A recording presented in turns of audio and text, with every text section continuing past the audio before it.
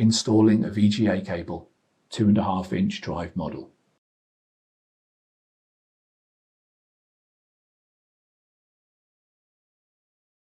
The procedures for VGA cable replacements are identical for the ThinkSystem SR250 V3 and SR250.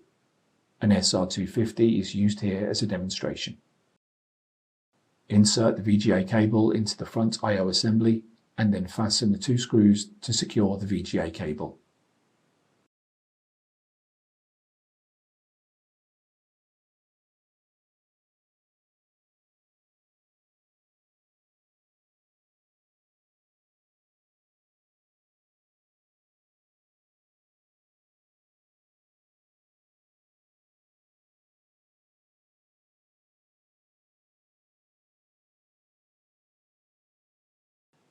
Connect the VGA cable to the system board.